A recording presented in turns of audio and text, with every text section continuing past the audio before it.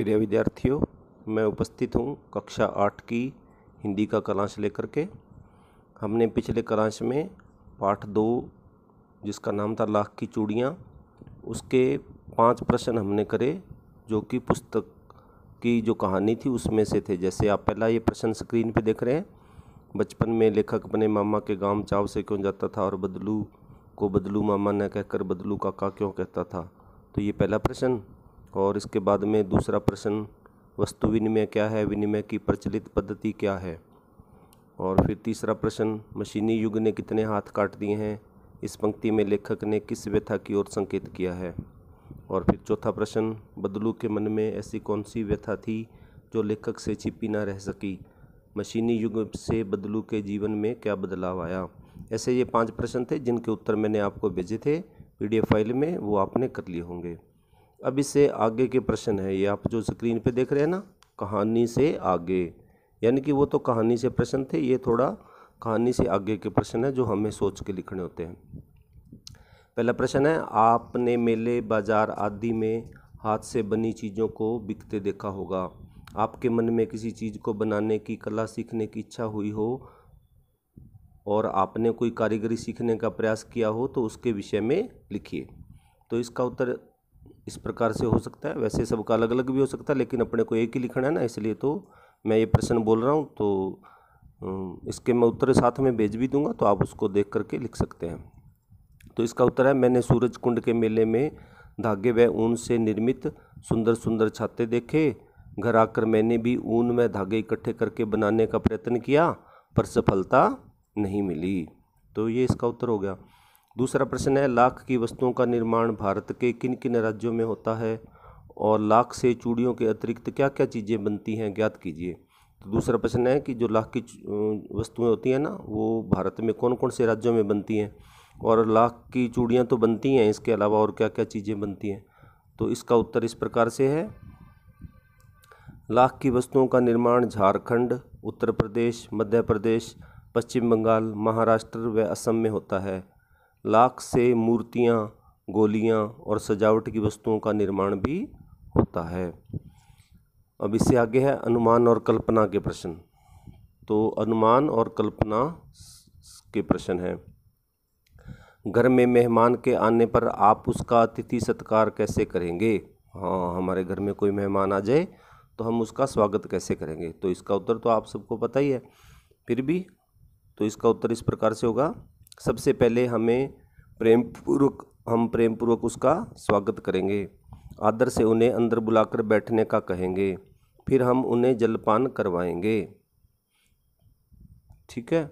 दूसरा प्रश्न है इसका, आपको छुट्टियों में किसके घर जाना अच्छा लगता है और वहाँ की दिनचर्या अलग कैसे होती है, लिखिए।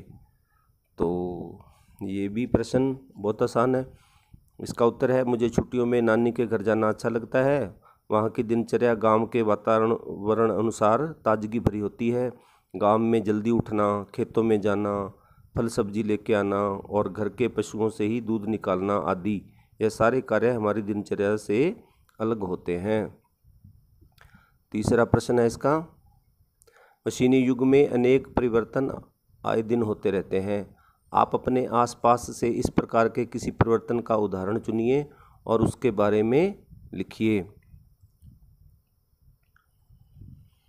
तो इसका उत्तर इस प्रकार से है, मशीनी युग के कारण छोटे बड़े उद्योगों में परिवर्तन आए हैं। हमारे घर के पास एक कारीगर सारा दिन लकड़ी चीर चीर कर फर्नीचर बनाया करता था, परंतु अब उसके पास भी मशीनें आ गई हैं जिससे उसका कार्य जल्दी होने लगा है तथा फर्नीचर में भी सुंदरता बढ़ गई है।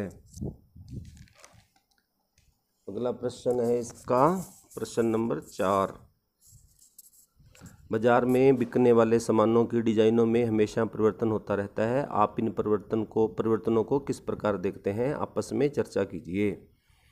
तो ये प्रश्न है कि जो बाजार में सामान बिकता है ना, तो उसके डिजाइन बदलते रहते हैं, तो वो डिजाइन बदलते हैं तो आप उसको किस प्रकार से देखते हैं, आपस में चर्चा करनी है।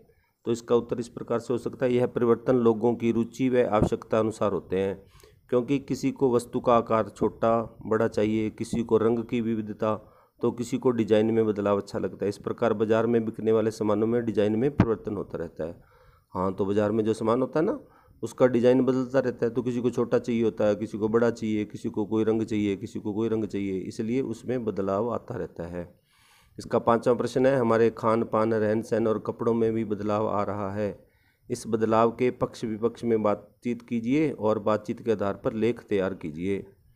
तो इसका ये प्रश्न है, ये कह रहा है कि इस प्रश्न में कि हमारे खान पान में, हमारे रहन सहन में, हमारे कपड़ों में बदलाव आ रहा है, तो इसके पक्ष में भी और विपक्ष में भी बताइए। तो इसका उत्तर इस प्रकार से है, बदलाव जीवन का एक विशेष पहलू है। कुछ बड़े बुजुर्ग आधुनिकता को जल्दी से अपना लेते हैं।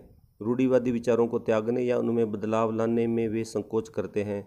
दूसरी ओर कुछ बड़े बुजुर्ग जिन्हें आधुनिकता अच्छी नहीं लगती, वे प्राचीन विचारों के साथ जीना चाहते हैं।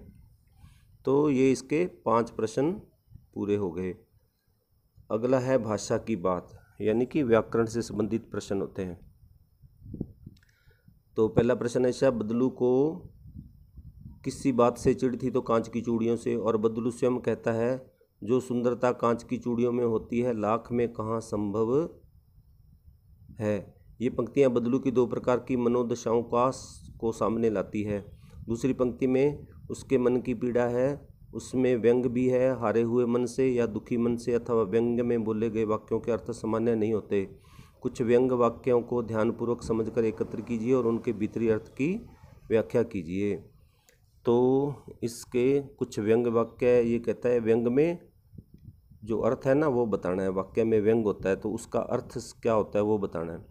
तो इसका उत्तर इस प्रकार से है, व्यंग वाक्य। आजकल किसी भी बुजुर्ग के मुख से यह सुना जा सकता है कि अब पहले जैसी औलाद कहाँ। तो इसकी व्याख्या ऐसे है, इस व्यंग में बुजुर्ग के हृदय में छिपा हुआ दुख देखने को मिलता है कि आजकल की संतान बुजुर्गों को अधिक सम्मान व स्नेह नहीं देती। फिर भाषा की बात का दूसरा प्रश्न है, बदलू कहानी से की दृष्टि से पात्र है और भाषा की बात की दृष्टि से संज्ञा है। किसी भी व्यक्ति, स्थान, वस्तु, विचार अथवा भाव को संज्ञा कहते हैं। संज्ञा को 3 विधों में बांटा गया, व्यक्तिवाचक संज्ञा जैसे लल्ला, रज्जो, आम, कांच, गाय इत्यादि। जातिवाचक संज्ञा जैसे चरित्र, स्वभाव, वजन, आकार आदि द्वारा जानी जाने वाली संज्ञा। और गह भाववाचक संज्ञा जैसे सुंदरता, नाजुक, प्रसन्नता इत्यादि, जिसमें कोई व्यक्ति नहीं है और न आकार या वजन परंतु उसका अनुभव होता है। पाठ से तीनों प्रकार की संज्ञाएं चुन करके लिखनी है। तो ये तीनों प्रकार की संज्ञाएं इसमें उदाहरण दिए हुए हैं, तो इसका उत्तर इसी में से लिखना है। जैसे पहला व्यक्तिवाचक है, तो व्यक्तिवाचक संज्ञा में क्या है, लल्लो है, लल्ला, रज्जो, आम, कांच, गाय आदि। और जातिवाचक में है, जातिवाचक संज्ञा में जैसे चरित्र, स्वभाव, वजन, आकार। और भाववाचक में सुंदरता, नाजुक, प्रसन्नता, स्वभाव, रुचि आदि। तो इसको तीनों को अलग अलग लिखना है। फिर है प्रश्न नंबर 3, गांव की बोली में कई शब्दों के उच्चारण बदल जाते हैं। कहानी में बदलू वक्त को समय को वक्त, उम्र व आयु को उम्र बताता है। इस तरह के नए शब्दों को खोजिए जिनके रूप में परिवर्तन हुआ हो, अर्थ में नहीं हुआ हो। तो इस तरह के अन्य शब्द हैं जैसे इंसान, इंसान इसका अर्थ होता है मनुष्य। रंज मतलब दुख, गम यानी मायूसी, जिंदगी, जीवन, औलाद, संतान। इस प्रकार ये पाठ 2 की भाषा का बात के प्रश्न भी पूरे हो गए और ये पाठ 2 के प्रश्न उत्तर पूरे हो गए।